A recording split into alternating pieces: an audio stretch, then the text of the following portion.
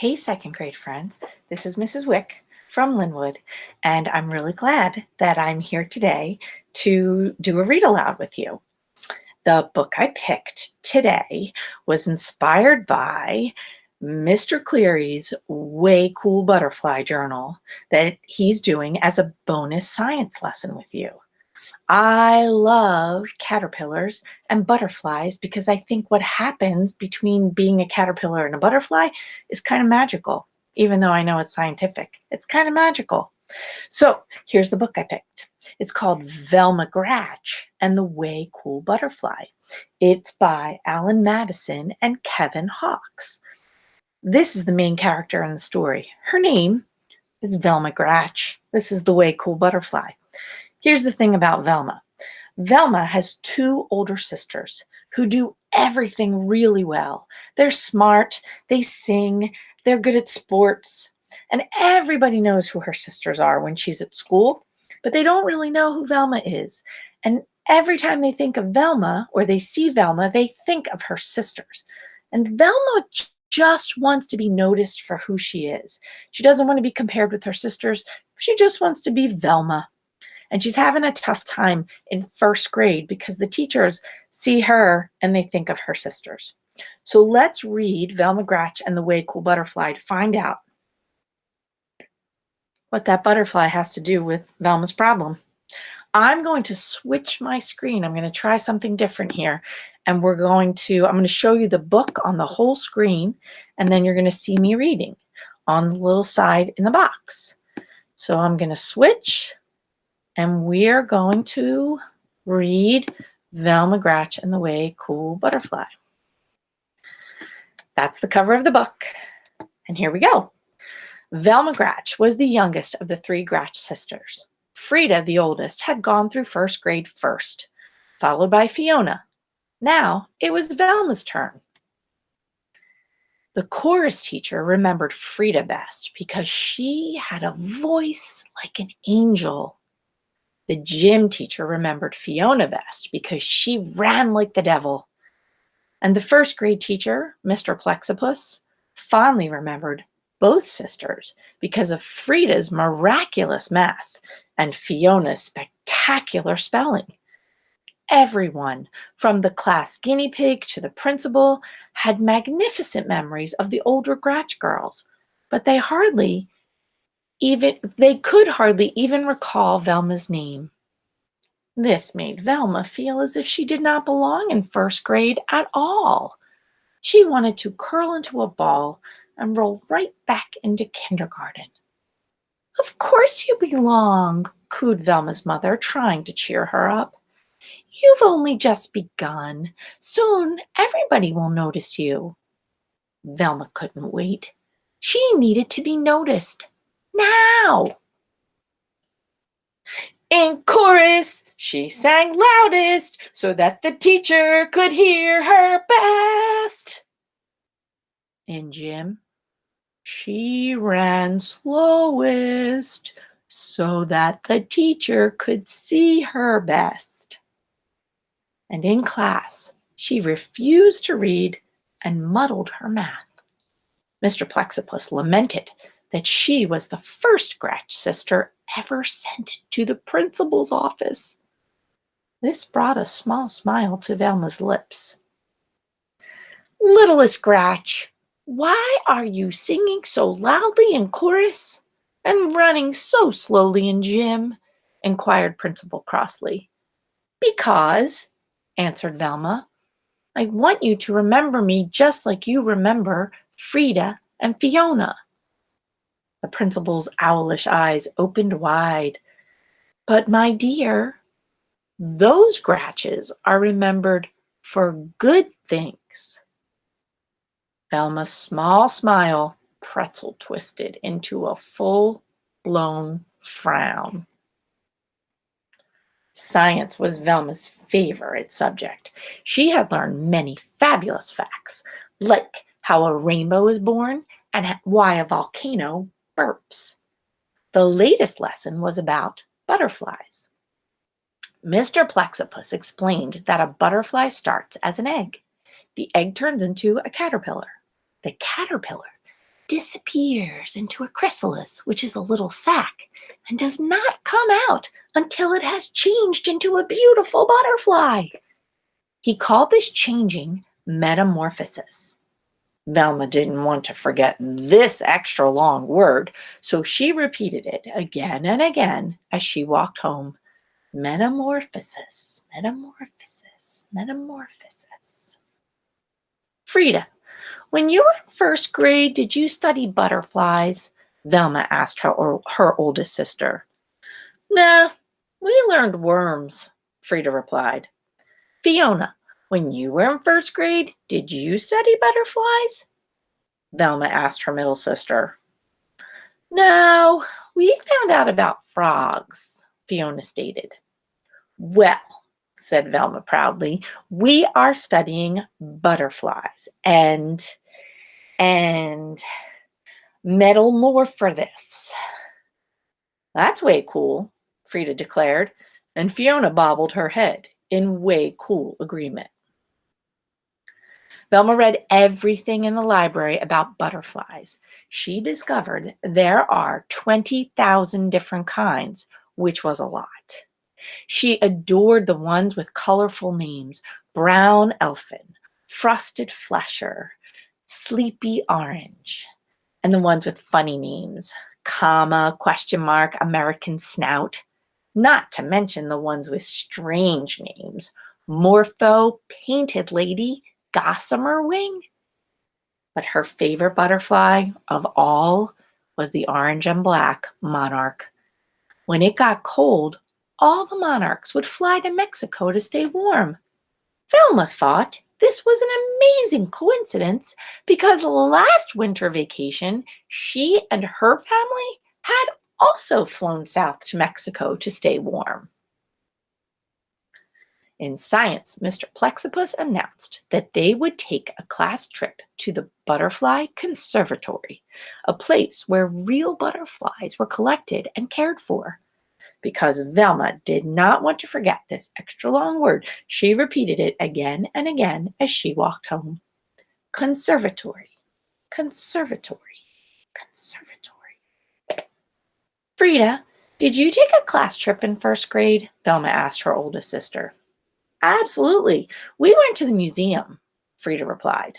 Fiona, did you take a class trip in first grade? Velma asked her middle sister. Absolutely. We went to the aquarium, Fiona stated. Well, said Velma proudly, we're going to the can serve the story. That's way cool, Frida declared, and Fiona bobbled her head in way cool agreement. The Butterfly Conservatory was surrounded by fancy flower beds and bedecked with banners of butterflies. Velma was so excited. Her knobby knees wobbled, her spaghetti arms trembled, and her carroty curls shook. A sharp-nosed woman holding a clipboard introduced herself. I'm your tour guide. Inside, a butterfly might land on you, but please don't touch its wings. Does anyone know why? Velma's hand shot up. Because they're made of teeny tiny scales that could rub off like dust, and that is not good, she explained. Precisely, said the guide. What's your name? I'm Velma, the youngest of the three Gratch sisters. I don't think I know your sisters, the guide commented as they entered the rainforested room. It was a magical space slathered in tall trees and tangled vines. Water gurgled over rocks, and butterflies of every variety, giant swallowtails, short-tailed skippers, pygmy blues, and best of all, monarchs, flew up to forever. The guide explained that when it got colder in a couple of weeks, she would take the monarchs into the park and let them go free so that they could fly to Mexico. This traveling was called migration.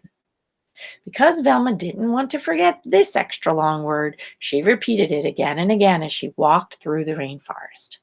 Migration, migration, migration. A gorgeous green comma rested on Randy's head. The class oohed. A baby brown elephant settled on Sandy's nose. The class ahed.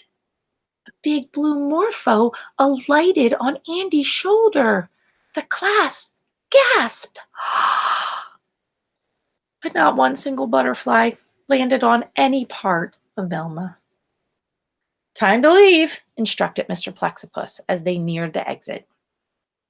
A tear formed in a distant corner of Velma's eyes. All she wanted was one single tingly touch of a butterfly. On a nearby branch sat a most lovely monarch. How she yearned to pet those velvety wings. She moved slowly. The class was leaving. One more inch. It was so pretty. She froze. If she touched its wings, it might... Velma couldn't do it.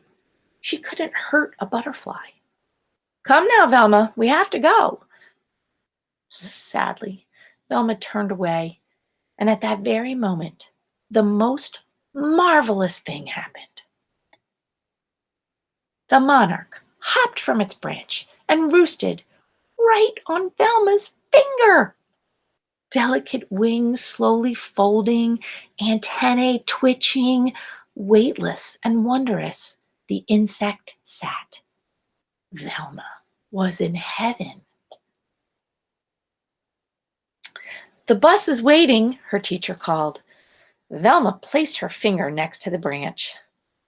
Bye-bye, butterfly, she whispered, but the monarch didn't move. We're closing, said the guide. Velma lightly blew on the butterfly. It didn't budge. Without ever touching the butterfly's wings, everyone tried to get the monarch to fly, crawl, or walk off Velma's finger. But nothing worked. At last, Velma was told to leave with the butterfly still perched on her pointer. It stayed there on the bus ride home. It stayed there when she slept and was still there when she awoke.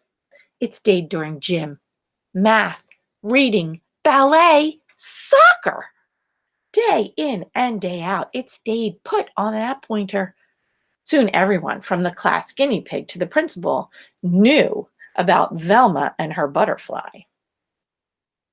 Mr. Plexipus lamented that Velma was positively the first Gratch ever sent to the principal's office twice. This struck an oversized frown on Velma's face.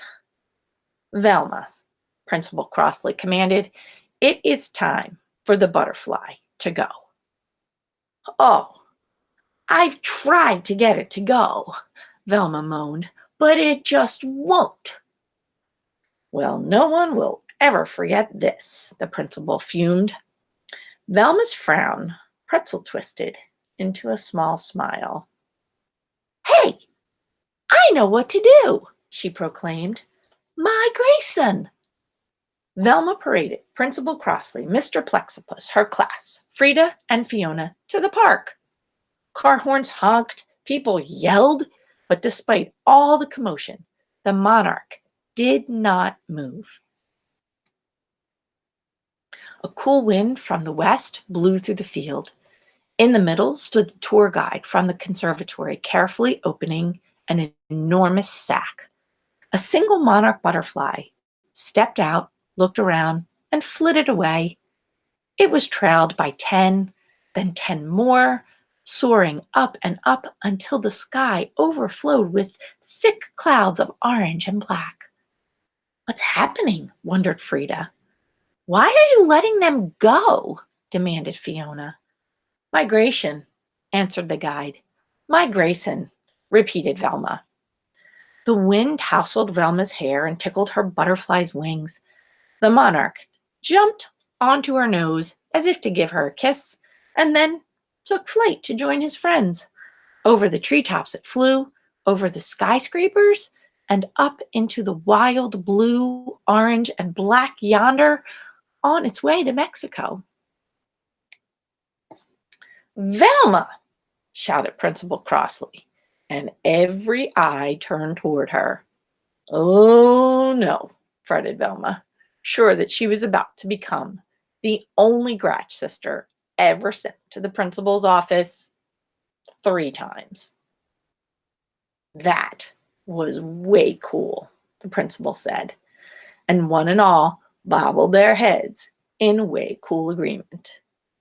Then, with her fine finger where the monarch had sat still, a tingle, Velma, followed by her 2 sisters, floated home.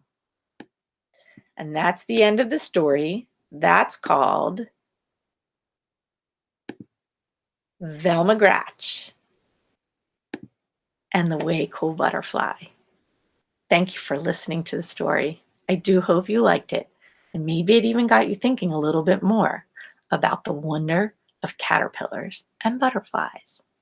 Have a magnificent day, second grade friends, and keep on reading. Bye.